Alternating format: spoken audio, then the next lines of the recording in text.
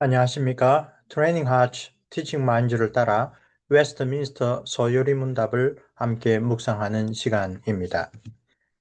우리는 지금 10계명의 5번째 계명, 내 부모를 공경하라, 그리하면 그 땅에서 장수하리라 라는 5번째 계명을 두 번째로 살펴보고 있습니다.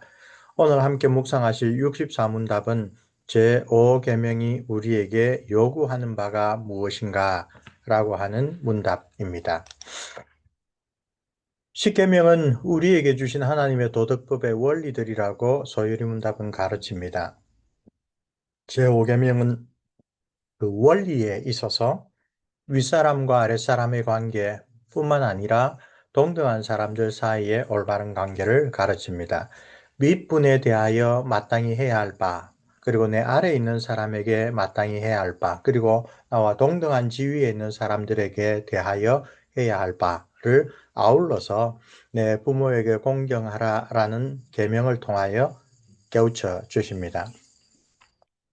제5계명이 명하는 것은 무엇인가라는 64문답의 내용을 보면 제5계명이 명하는 것은 각 사람에게 위아래 혹은 평등의 지위와 인륜관계에 따라 높일 자를 높이고 행할 일을 행하라.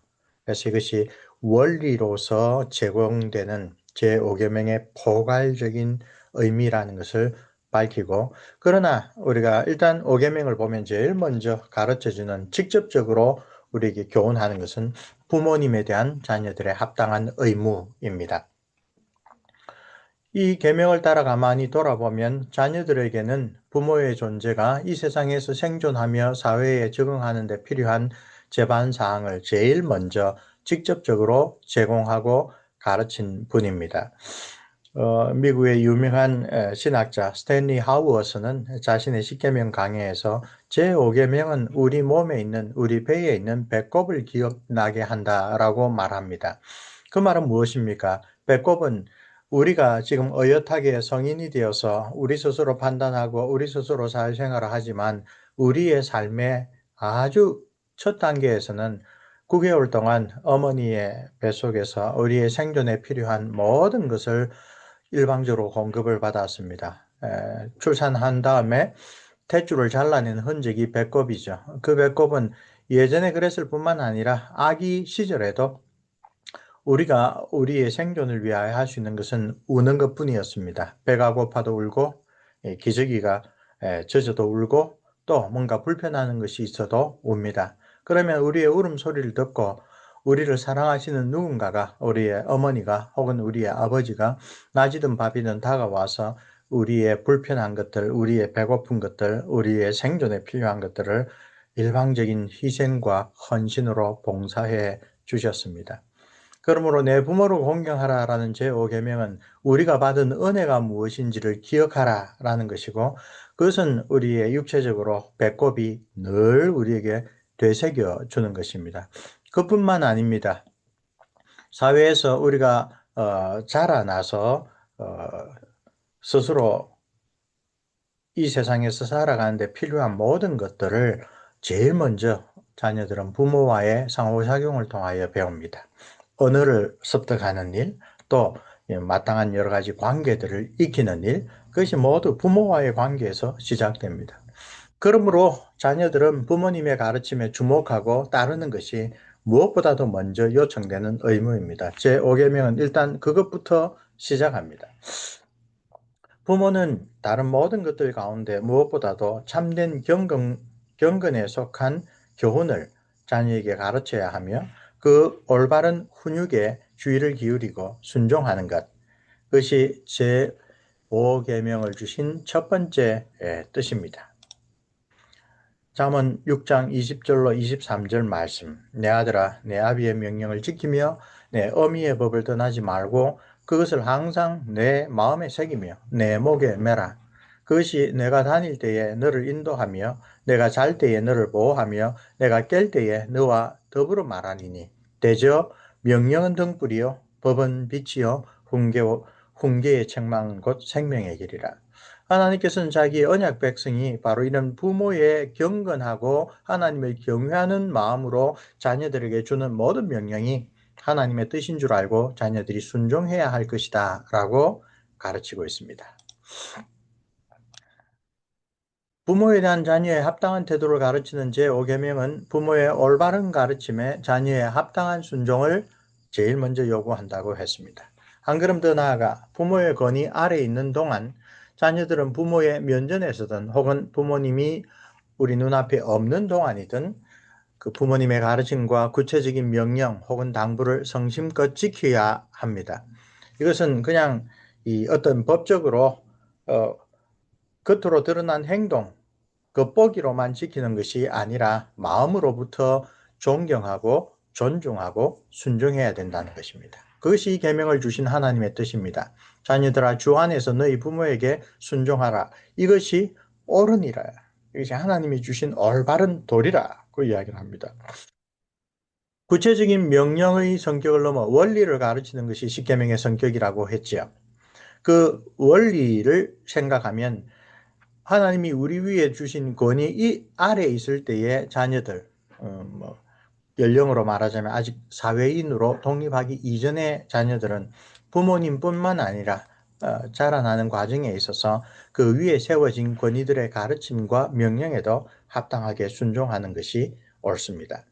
부모의 출타 중에 아이들을 돌아보도록 위탁받은 부모들, 유치원 혹은 초등학교의 교사들, 주일학교의 선생님들, 기타 자녀에 대한 특정한 권한을 부여받은 모든 분들에게 그 각각의 영역에서 합당한 권위에 대하여 자녀들은 순종하라. 단순히 육체적인 부모, 가정에서 우리의 아버지, 어머니가 아니라 하나님이 부모님과 마찬가지로 우리 위에 세워두신 권위들에 대하여 순종하는 것이 옳다고 이 계명은 가르쳐 줍니다. 그리고 여기서 우리는 사도 바울이 적절하게 언급한 주 안에서 순종하라라는 계명을 잊지 말아야 할 것입니다.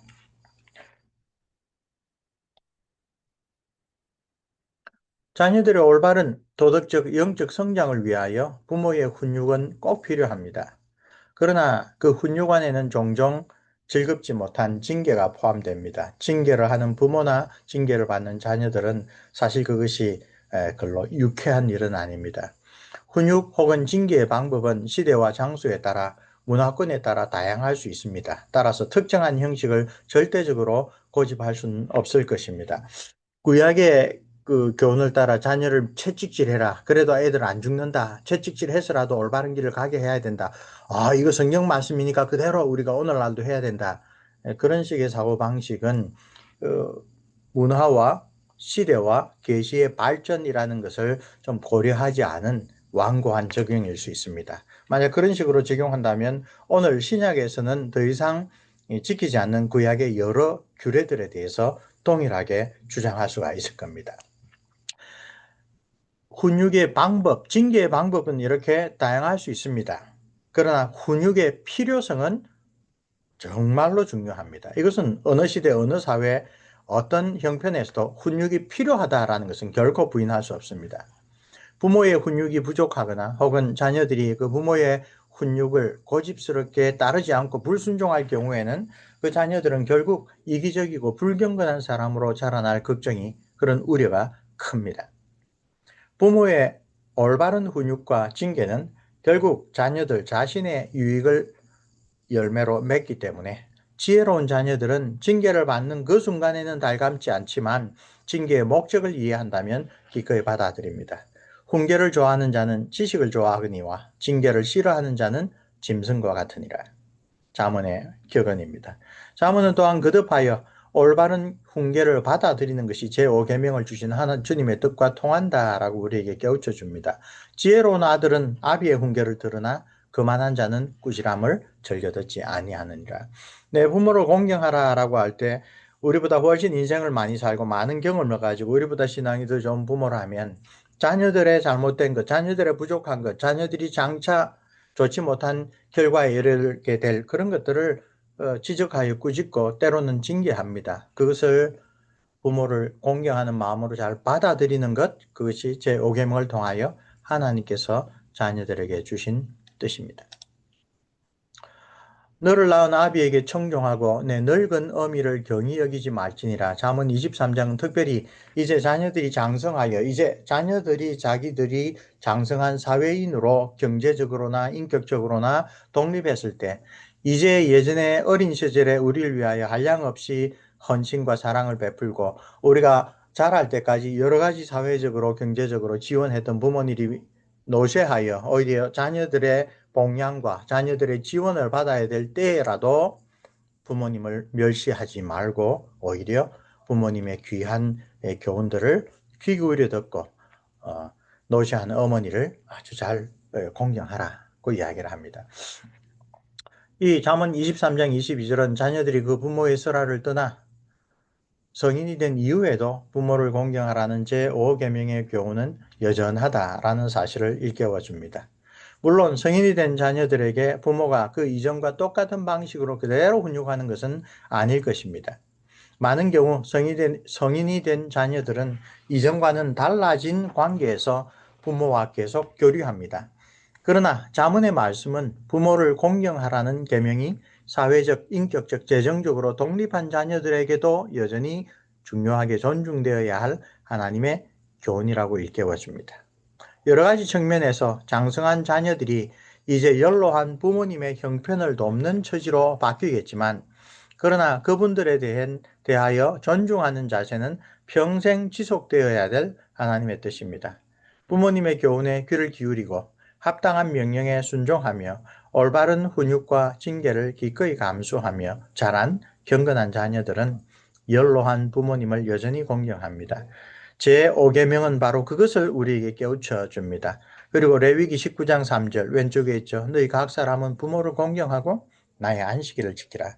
나는 너희의 하나님 여호와니라. 하나님과 그 언약 백성의 관계를 대표하는 두 가지로 부모 공경과 안식일 중수를 이야기할 정도로 중하게 여기는 언약 백성의 징표가 부모 공경입니다. 제5계명을 잘 순종하고 배운 사람은 내 배에 있는 배꼽이 가지고 있는 의미가 무엇인지를 결코 잊어버리지 않는다는 것입니다. 레위기 19장 32절 말씀 너는 센 머리 앞에서 일어서고 노인의 얼굴을 공경하며 내 하나님을 경외하라. 나는 여호와니라. 이 구절을 읽으면 우리가 좀 정말 독특하게 강조가 되는구나. 내 하나님 여호와를 경외하라. 그 야훼 하나님을 경외하라는 명령 앞에 무엇이 붙어 있습니까? 노인을 공경하라는 것이 있습니다. 제5계명이 10계명의 왼쪽 돌판의 정신과 함께 연결되어 나오고 있습니다. 이 구절은 구약의 하나님의 백성에게 제5계명의 정신을 일깨우는 말씀으로서 어른을 공경하는 것은 단순히 특정 문화의 관습이 아니라 하나님의 보편적인 뜻임을 분명히 밝혀줍니다. 이와 관련하여 종종 그 공경은 연로한 분들이 가지고 있는 지혜와 연결됩니다. 그리고 신약의 그리스도인들에게도 그와 동일한 교훈이 제시됩니다. 베드로 전서 5장 5절 젊은 자들아 이와 같이 장로들에게 순종하고 다 서로 겸손으로 허리를 동이라. 하나님은 교만한 자를 대적하시되 겸손한 자들에게 은혜를 주시느니라.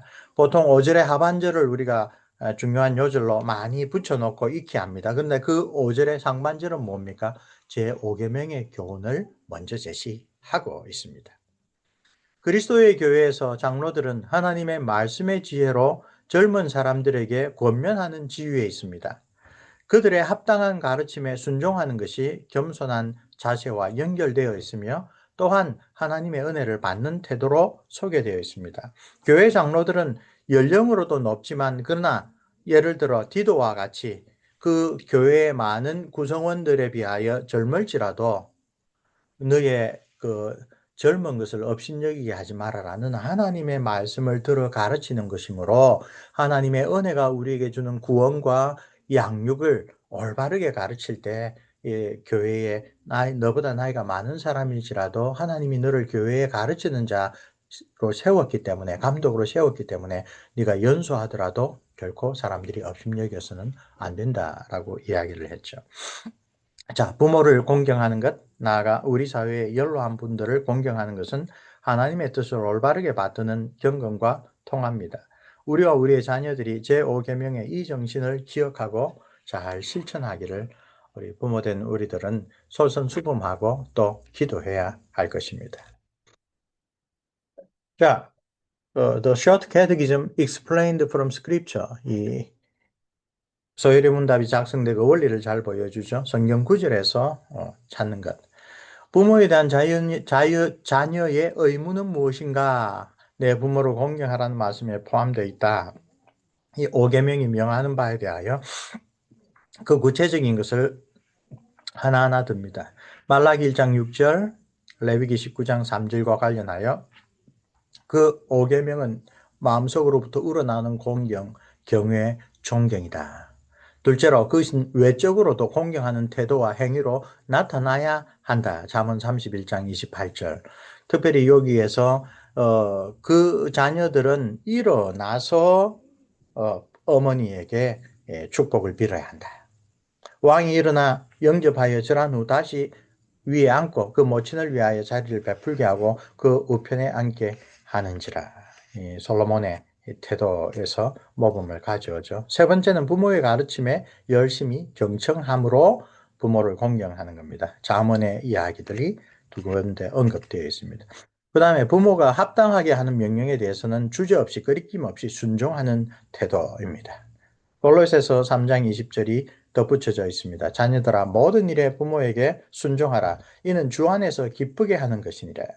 다섯 번째로 그들의 바르게 함과 옳게 함을 받을 때에 온유하게 인내하는 태도를 지녀야 된다. 우리를 올바르게 하기 위하여 바르게 훈육하기 위하여 내리는 징계에 대하여 부드러운 마음으로 그것을 기꺼이 받아들이는 자세를 취해야 한다. 히브리서 12장 9절에 우리 육체의 아버지가 우리를 징계하여도 공경하였거든. 전거 구절이고 견책을 달게 받는 자는 지식을 얻느니라. 잠언의 말씀이 함께 나옵니다. 토마스 빈센트의 이 해설들은 가장 기본적인 해설입니다. 성경 구절, 전거 구절에서 우리가 이러한 고백을 이끌어내었다. 그걸 잘 보여주죠. 여섯 번째는 그들의 직업이나 신분이나 결혼 등 생애의 중요한 문제에 관해 사례에 맞는 충고를 할 때 기꺼이 따라야 한다. 모세가 장인 이드로의 충고가 옳으니까 그 말을 따랐습니다. 그렇죠? 그 다음에 일곱 번째, 그들이 늙었거나 궁핍하게 되었을 때 그들을 친절히 보살피며 먹을 것을 공급하며 잘 복양한다. 룻기 4장 15절에 그 나오미에게 룻이 낳은 그 아들이 내 생명의 회복자이며 내 노년의 복양자라라고 베들레헴 사람들이 축복합니다. 요셉이 그 아비와 형들과 아비의 온 집에 그 식구를 따라 식물을 주어 공개하였다.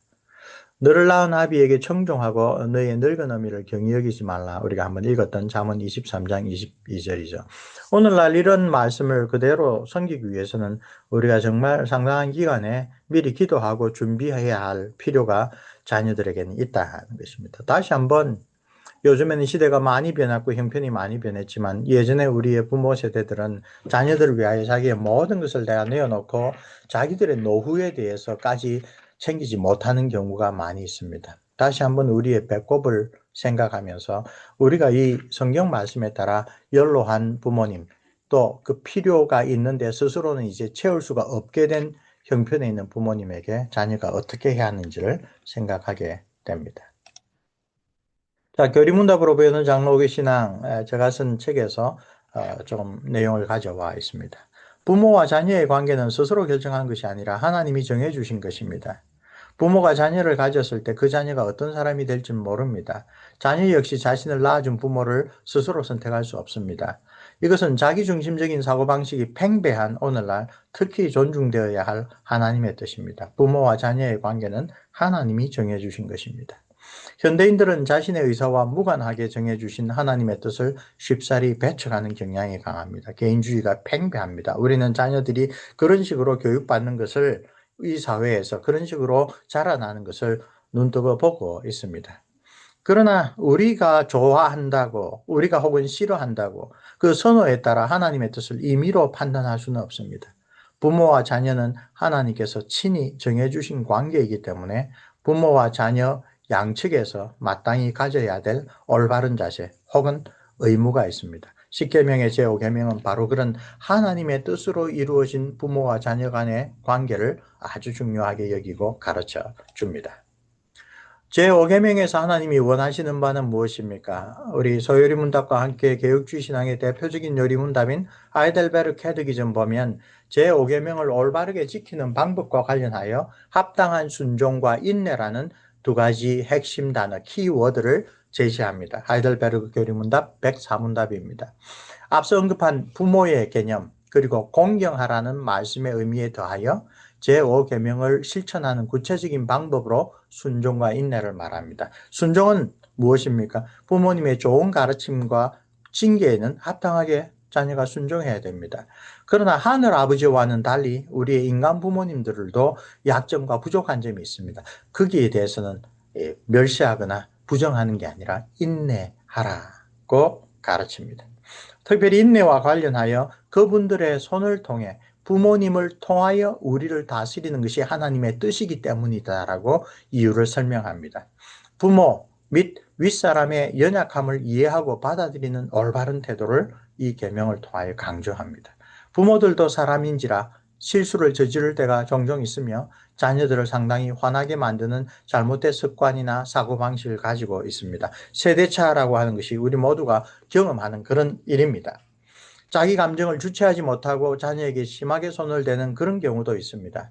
또한 벌받을 짓을 하지 않았는데도 자녀에게 벌을 주는 경우, 혹은 불공평하게 벌을 주는 경우, 자녀들에게는 하지 말라고 금하면서도 부모들 자신은 버젓이 하는 경우, 자녀들이 말을 전혀 들으려고 하지 않으면서 납득할 수 없는, 자녀들이 왜 그랬는지 자녀들은 말을 귀 기울여 듣지 않고 자녀들의 입장을 이해하려고 하는 그런 태도를 보이지 않으면서 자녀들로서는 납득할 수 없는 이유로 아예 그런 말을 막아버리는 경우, 바로 이런 경우가 자녀를 노엽게 한다라는 이 사도 바울의 에베소서의 표현에 해당합니다.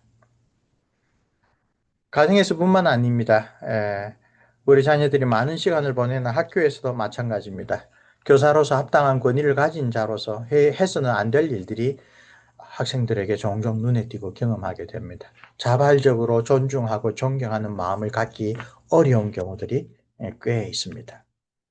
이런 경우에도 부모나 윗사람을 존경하고 사랑과 신뢰를 유지한다는 것은 쉽지 않은 일입니다. 내가 납득되지 않을 때에도 부모님이나 혹은 다른 윗사람을 공경한다는 것은 어려운 일입니다. 그러나 하나님께서는 제5계명을 통하여 이런 경우에도 내 부모를 공경하라고 하십니다. 그 말씀은 맹목적으로 순종하라는 뜻은 아닙니다. 공경한다는 말을 뒤집어서 부정적인 의미로 풀어 설명하면 부모님들이 위와 같은 연약함을 보이는 때에도 그분들을 멸시하지 않으며 그분들에게 말대꾸하지 않으며 반항하지 않으며 그분들을 못 견디하고 화내지 않는다라는 뜻입니다. 하늘 아버지는 결코 그렇지 않지만 우리의 육신의 부모님들은 우리 이 사회에서 우리가 윗자리에 있는 사람들은 연약함이 있다라는 것을 이해하고 묵묵히 인내하라는 것입니다. 그런 태도를 하이델베르그 요리문답은 인내하는 태도라고 가르칩니다.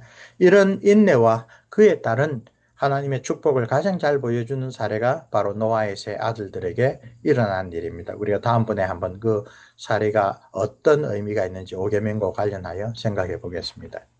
성경은 공경과 멸시의 사례들을 잘 대조하여 보여줍니다. 12살에 예루살렘 성전을 방문하셨을 때 육신의 부모의 말씀을 받들어 순종하신 예수님의 모범. 내가 내 아버지의 집에 있어야 할 것을 모르셨습니까? 라고 하지만 그 부모의 말씀을 들어 함께 나사렛에서 돌아가서 잘 섬겼다고 했죠.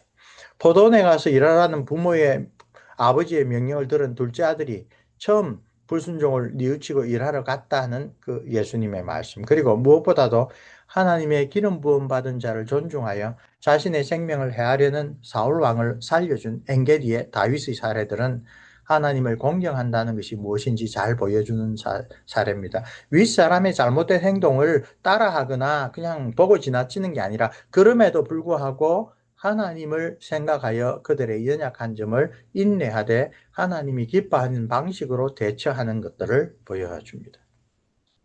반대로 노아의 둘째 아들 함은 부친의 부끄러운 모습을 보았을 때 즉 취한 행동, 이 함은 셈과 야벳은 뒷걸음으로 들어가서 부친의 부끄러운 모습을 가려주었지만 함은 그것을 조롱한 이런 것이 공경하는 태도가 아니다. 오히려 멸시하는 태도를 보여줬다는 것입니다.